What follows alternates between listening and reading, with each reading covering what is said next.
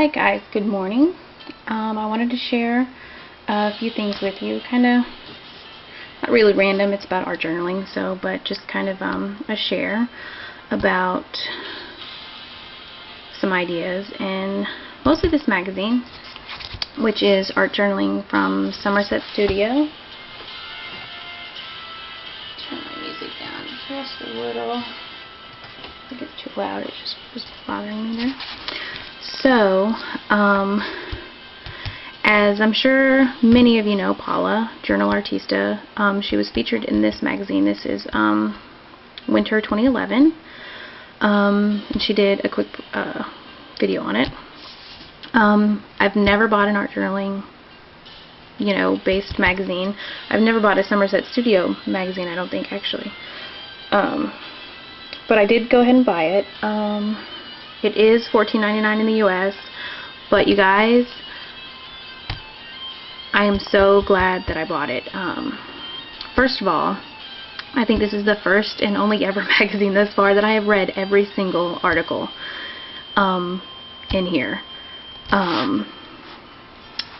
There's several artists featured. There's very, very little, because I have quite a few quilting magazines, for quilting patterns and ideas and such like that, and there's so many advertisements in there that I can't read it from front to back anyway. But this one has very, very few advertising, which probably is why it is more expensive. But it's super thick. I think it was well worth the money. I'm very glad I bought it. I've definitely been kind of on the blah side with my art journaling. I haven't done it in a while. I've been journaling, of course, but I haven't really been doing the art journaling per se. So I'm definitely glad I bought this. There were several actually, I enjoyed every article, to be honest with you. But there were quite a few that I really did enjoy. So I'm going to do a quick flip through and see what I can find here. So I definitely think I will be buying this again. This magazine, again, there's so much. Here's Paula's article, actually, which was very, very good. I read it. Again, I read them all, and they have so many pictures of the work. It's really good pictures. This is nice quality magazine. Paula's article is one that I obviously enjoyed. Again, I like them all, but just wanted to find a few that I really, really did enjoy. I enjoyed this one. This one is Valerie Sjodin. It's S-J-O-D-I-N. Sure out. But hers was really, really nice. Very colorful. And what she talked about, her journal pages that she did. Let's see what else. This one was good, by Karen Cole, The Creative Cover-Up. She kind of did a whole thing on tips and tricks and things on covers, and this is a cover of hers. If you can see it, very, very pretty. Alright, let's see what else. Again, gentlemen too, ladies and gentlemen, all the articles were so great. I was so, so impressed. But what I really loved, and I guess it just made me happy to see this in here, was this one, Susie LaFond. And I have seen this, I do believe, on my Flickr pictures, because I have favorited this. I don't know if it's this one or one similar, but it looks just like this one because I know this fabric, because this is a Moda. But anyway, and this is similar to the Rod's Journal, the fabric and everything. She does much more sewing in hers, which I really like. So that was really nice to see. So you can see she does a lot more sewing and adding in her details with sewing, which I really enjoyed. Let's see. And then also, I did enjoy this one by Shannon Sinclair. I really liked seeing this because she does so many of her pages on just the white. On whatever her base page is, she doesn't add maybe a background. I really like that. I'm going to have to try that. I mean, definitely seems scary, sort of, to me, but I like the way it looks. Let's see what else. There's another one in here. Here, right here. Ready, Set, Journal by Connie Fong. And she also has a journal that's similar to what I did. And she did, I believe I read in here, she did take Marianne Moss's class online as well as some other ladies that I'm not really sure. Donna Downey and Teresa McFadden, which I might have to look them up, but she did very similar to where I started out.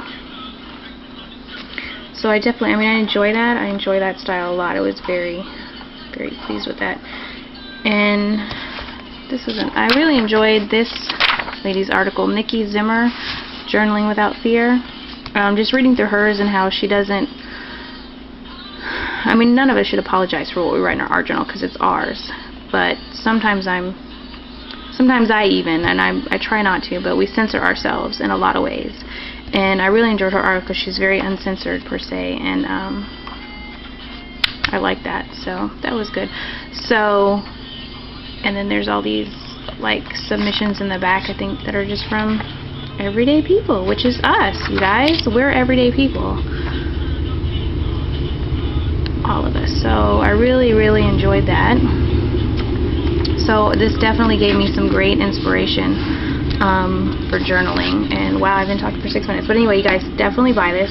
So off of that, I'm going to go into my art journals. Are the bound ones, you know, like, or they're already, you know, in a book put together.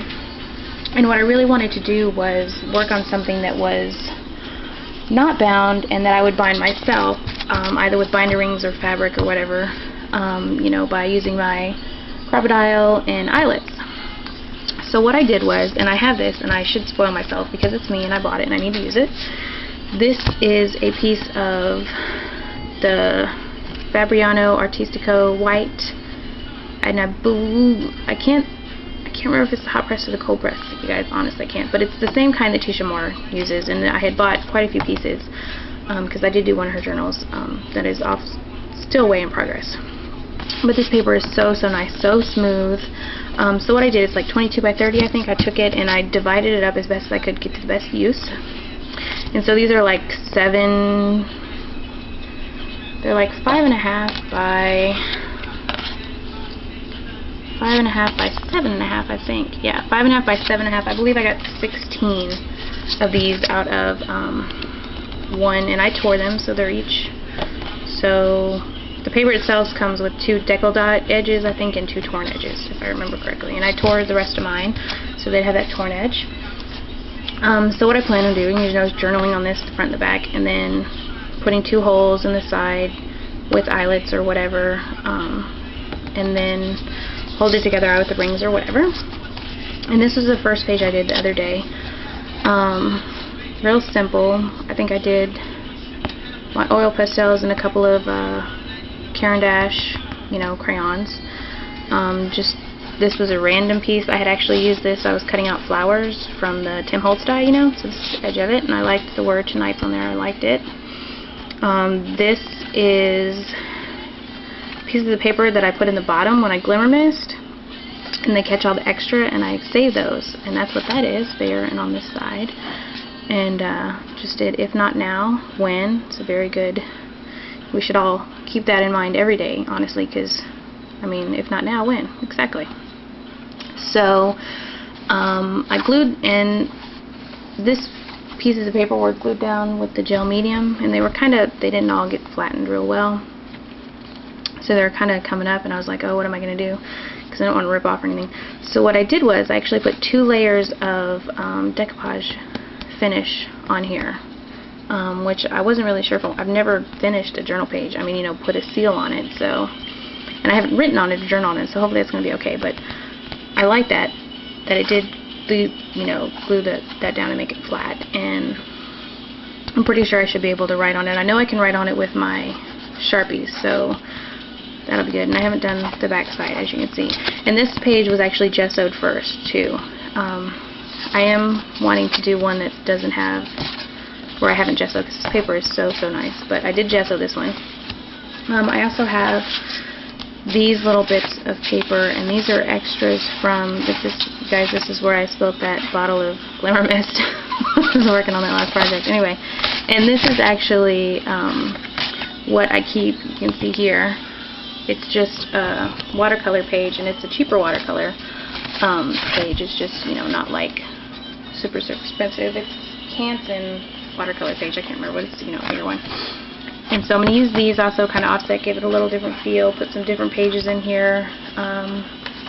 What I think I'm going to like about this is that it's going to have several different pages. They don't have to necessarily be in order of when I finish them or whatever. And I'm not actually, like I said, I haven't journaled in this one actually. I just made the page. So I think what I'm going to do is make a few pages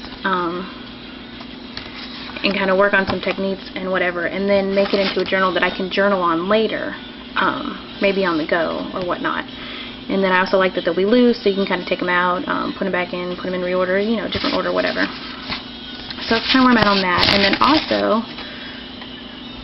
I had thought, sometimes I know what to journal about, sometimes, you know, I know, okay, this has got to get out, and sometimes I want to journal, but I don't really know, have a starting point, which I'm sure a lot of us are like that. And I'm addicted to quotes.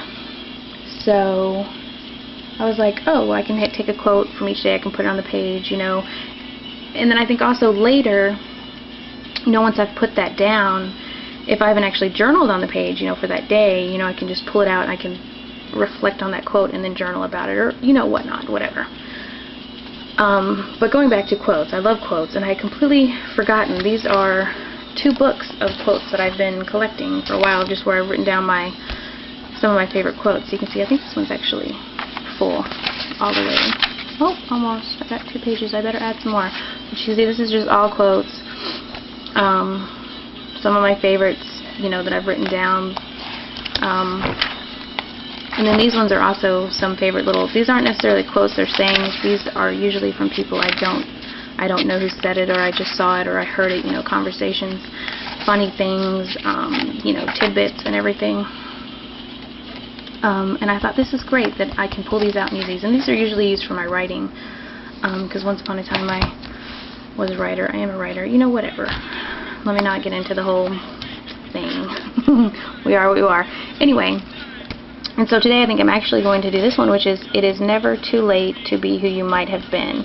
This is a George Eliot quote, and I just put this on my Facebook, and then when I opened this up, it was on the first page. I thought, well, that's a sign, alright? So I'm about to do another page. I'm not sure if I'm going to do the back of that one or start a new one. And then I'm also going to work on a postcard. An art journal postcard. So hopefully I can show you guys those later. And thank you so much for watching, and I'll see you guys later.